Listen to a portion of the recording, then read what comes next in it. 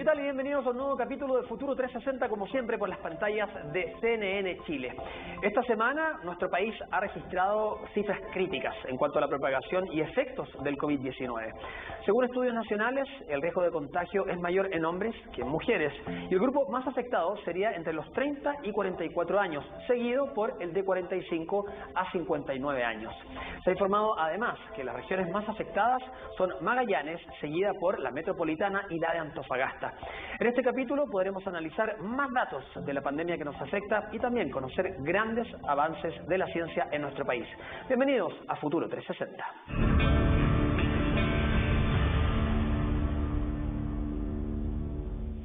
Un innovador experimento demuestra cómo el virus del COVID-19 queda esparcido en nuestras manos, ropa y rostro. Un ejercicio que además demuestra el eventual riesgo de contagio mediante nuestros ojos, ya que se ha confirmado que el virus incluso puede estar presente en lágrimas de personas contagiadas. Imaginemos que este líquido blanco es el COVID-19. Ahora escojamos nuestra comida favorita y a la mesa, pero ¿qué ocurriría si nuestros ojos nos permitieran observar bajo luz ultravioleta? El virus se propaga entre todos los comensales. En nuestras manos, cara, ropa y en cada utensilio está presente. Este es un ejercicio hecho en Japón para demostrar cómo se aloja y cómo se podría observar el virus en algo tan común como el compartir una comida. Y literalmente, ojo, porque también puede afectar este órgano. Hay trabajos que han demostrado la presencia del virus en las lágrimas y la presencia de un receptor ACE que permitiría al virus anclarse en la superficie del ojo. La alerta llega ahora a raíz de una investigación del Departamento de Oftalmología de la Universidad de Hopkins en Estados Unidos. Allí decidieron estudiar si nuestros ojos pueden ser una puerta de acceso del COVID-19 hacia nuestro organismo. La presencia de una proteína en su interior levanta la sospecha. Un receptor que es la enzima convertidora de angiotensina 2, la cual permite que proteínas del virus se unan a este receptor y lo que facilita la entrada del virus a la célula humana. Y eso deja como consecuencia una conjuntivitis, la que ha sido detectada en pacientes críticos, producto de los diversos daños que nos puede llegar a provocar el virus. La duda está en si este efecto puede dejar secuelas una vez superada la enfermedad, tal como ocurre en otros órganos, como por ejemplo nuestros pulmones. No se ha logrado determinar que el virus pueda ser deleterio para el ojo, producir daño, sino que solamente se ha detectado estas inflamaciones que se producen en la superficie del ojo. Por lo tanto, un ojo inflamado es un signo indirecto de enfermedad por coronavirus, junto con otros síntomas, principalmente de la esfera respiratoria. Entonces, si yo me llevo las manos a un ojo enfermo, tengo más posibilidades de que mis manos queden con virus y ese virus lo pueda transmitir a otras personas o en otras superficies. Los especialistas nos aclaran además que el uso de antiparras no es necesario en la población común, ya que a menos que exista una interacción directa con un contagiado, no hay riesgo de contraer la enfermedad. Situación completamente opuesta para los funcionarios de salud, los que en cualquier caso deben en todo momento utilizar estos implementos debido a la alta presencia de fluidos contagiantes registrados en hospitales. En este capítulo de Futuro 360 vamos a conversar con la doctora Paula Margosini. Ella es académica del Departamento de Salud Pública de la Facultad de Medicina de la Universidad Católica. Muchas gracias por estar con nosotros, Paula. Bueno, lo primero es arrancar con esta cuarentena total en que nos encontramos en prácticamente toda la región metropolitana, en un principio por 7 días. La primera pregunta es si basta, si es suficiente. De acuerdo a tu experiencia y también comparado con datos de otros países, ¿cuánto podría durar un confinamiento así? Bueno, como ya se ha observado tanto en otras partes como en Chile mismo, ¿no es cierto? Lo que demora el efecto de estas medidas de contención tan estrictas, ¿no? El efecto empieza a producirse inmediatamente, ¿no? En el sentido de que si hoy yo me quedo en la casa, hoy dejé de contagiar a una nueva persona, ¿no? O sea, el efecto es inmediato. Hay gente que puede demorar muy poco en incubar su enfermedad y otros mucho más, ¿no? En promedio 5 o 6 días, pero hay otros que pueden hacerlo antes. Entonces se van evitando casos desde muy temprano de esta medida. el punto es cuando se empiezan a notar en los registros, que ese es otro tema, ¿ya? Así que el efecto es muy rápido, pero se empieza a notar en los registros de casos nuevos o de casos nuevos hospitalizados o de fallecidos mucho más tarde, ¿cierto? El efecto en la curva de fallecidos va a demorar por lo menos 14 días, ¿no? El efecto en la curva de las personas que ingresan a la UCI, esa va a demorar, puede demorar una semana, una cosa así, ¿no? Y el efecto en los nuevos casos, ¿cierto?, que registramos y diagnosticamos, ese va a tener cierta variabilidad porque va a depender también de la respuesta del tipo de demora que haya en los diagnósticos, ¿no es cierto?, de si la gente consulta antes o consulta más tarde, si el diagnóstico está al tiro o si demora muchos días, en fin, todo eso es más variable, ¿no? Y también variable según la estrategia de testeo que se esté utilizando, ¿no? Pero las medidas, ¿sí? ¿Sí? No, te escucho. Sí, dime. Dime nomás. No, te quería preguntar por la semana que hemos tenido. Esta ha sido la peor semana desde que llegó el COVID, por eso la primera pregunta. Uno se pregunta, ¿esto puede durar 2, 3 semanas, por ejemplo? ¿Sería lo más prudente? Y respecto a la llegada del COVID a nuestro país, sin duda ha sido la peor semana. Se han más que triplicado los casos. Por lo mismo, es inminente el colapso y me gustaría que tú nos explicaras también, como académica, ¿qué es un colapso? Hay muchas personas que no entienden de qué se trata un colapso sanitario, qué significa, qué consecuencias podría tener. Claro. Bueno, en el contexto de una epidemia COVID, el colapso más grave tiene que ver con el que en la UCI no podamos intubar, ¿no es cierto?, no tengamos ventilación mecánica invasiva para apoyar al que lo requiere. Y que en ese minuto haya que decidir entre personas, ¿no es cierto?, a quién poner en intubación, en ventilación invasiva. Ese es el colapso más temido, ¿no es cierto?, el de la punta del iceberg, de los más graves, ¿no? Ese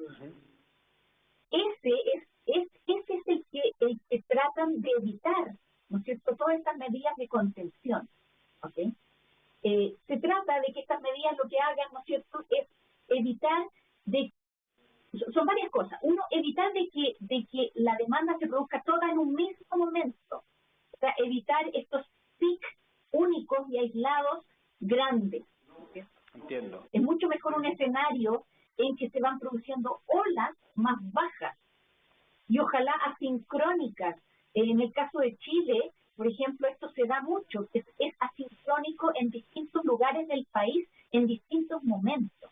Por ejemplo, no habríamos querido que el momento más crítico que vivió Magallanes, que fue en su primera ola, ¿no es cierto?, que fue muy, muy fuerte, no habríamos querido que ojalá eso coincidiera con lo que estamos viviendo en la metropolitana hoy, ¿no? Porque son demandas de UCI, de camas, de ventiladores que hay que trasladar, de pacientes que hay que trasladar, por supuesto, que al sistema de camas centralizadas le genera un estrés muy, muy importante, ¿no? Y en Chile se ha ido dando en estas cosas. Sí. No, y respecto a eso también, la peor consecuencia podría ser llegar al extremo del triage, por ejemplo, cuando los doctores tienen que decidir qué ventilador destinar a las personas que tengan más probabilidades de sobrevivir, por ejemplo. Así es. No es algo, digamos, algo que decida arbitrariamente el médico. Chile ya ha tenido bastante tiempo para prepararse, existen protocolos y esto está estandarizado para hacerse, pero no queremos que tengan que llegar a ese punto, por supuesto que no. ¿Ah? Y las medidas que se han a los tomando, ventiladores, Paula. ¿Perdón? Te escucho. No queremos llegar a ese punto y por eso las medidas que se han ido tomando. Hoy día las circunstancias, la forma en que se ha dado esta epidemia en Chile, ¿no es cierto?, hemos adquirido cierto nivel de control. ¿A qué me refiero? Hemos visto que las medidas son efectivas. Y eso es importante que la gente lo sepa. O sea, con todas las medidas que se han tomado, desde el inicio de una epidemia en que una persona positiva contagiaba a 3 personas, hoy día una persona positiva está contagiando a menos de 2. ¿Okay? O sea, las medidas han sido efectivas, han enlentecido la epidemia, evitaron un pic precoz en abril, por ejemplo, grande y simultáneo en todas partes, ¿no? Esto se ha enlentecido. ¿Y cuándo podríamos tener el pic, Paula?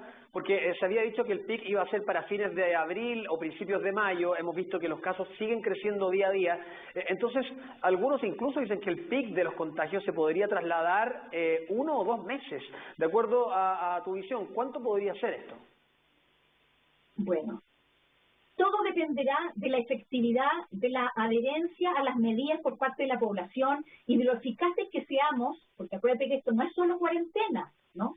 Esto, la medida más efectiva es el testeo y aislamiento de los casos y su seguimiento y aislamiento de sus controles, de sus contactos, perdón, ¿no?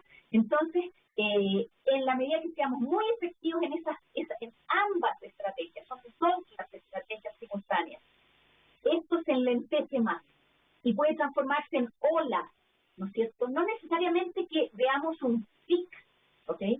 Estamos viviendo la segunda ola en la región metropolitana, en una gran cantidad de comunas que tienen ciertas características muy particulares, con una mayor vulnerabilidad socioeconómica, con muchísimo más carga de enfermedades crónicas, ¿ya? Lo que hace que también sea una población que tenga mayor probabilidad de hospitalizarse y de ponerse en riesgo, ¿no? De tener consecuencias graves, ¿no? Pero... o sea, es mejor, para entenderte, es mejor varias olas que un solo pic, digamos. Por supuesto, para el enfrentamiento, para que no colapse el sistema de salud, sobre todo en la parte de cuidados intensivos, es mucho mejor olas, ¿no es cierto?, que un pic, ¿no? Y como te digo, las medidas han sido efectivas, hemos logrado hacerlo, ¿no es cierto?, de bajar la velocidad de incremento del contagio, por lo que es lo que queremos que ocurra nuevamente ahora, ¿no? Pero requerimos que realmente el nivel de adherencia a estas medidas y el nivel de intensidad con que en estos barrios, en estas comunas de mayor vulnerabilidad, el nivel de intensidad de testeo y aislamiento, ojalá aislamiento centralizado no falte, ¿cierto? Es muy importante, porque las personas en estas comunas están más hacinadas, ¿sí? Se me va el tiempo de la entrevista, quiero cerrar con la última pregunta y tiene que ver con las tasas de mortalidad, que en nuestro país son muy bajas, han sido destacados incluso por las autoridades. ¿A qué crees que se debe esa tasa? Si nos comparamos, por ejemplo, con Argentina, tiene menos casos de contagio, pero más muertes. En nuestro país no es así. ¿Cuál es tu visión? Claro. Bueno, depende de qué mortalidad me hables, porque hay 2 indicadores de mortalidad. La mortalidad por 100.000 habitantes, ¿no es cierto?, que simplemente acumula los muertos en relación a la población, o la letalidad. La letalidad es los que mueren en relación a la cantidad de infectados diagnosticados que tenemos, ¿no? Nosotros tenemos una letalidad muy baja, por varias razones. Uno, porque hemos hecho mucho testeo, ¿no es cierto? Porque mientras más testeo hacemos, el denominador crece en esa tasa y la letalidad es más baja, ¿no? Pero también porque hemos tenido una respuesta de nuestro sistema de atención que ha sido muy efectiva en manejar los casos graves, ¿no es cierto?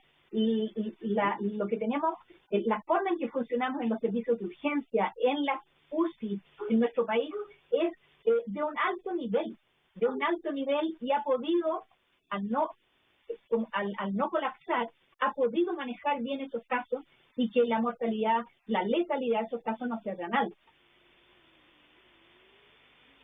Doctora Paula Margosini, muchas gracias por su tiempo y por conversar con nosotros en este capítulo de Futuro 360. Ya hace varias semanas, por supuesto, nos hemos abocado a tratar de informar lo mejor posible a propósito del COVID-19. Muchas gracias. Gracias a ti. Nosotros nos vamos a ir a una pausa, quédense con nosotros, todavía nos queda la segunda mitad del programa acá en Futuro 360 de CNN Chile. Volvemos de inmediato.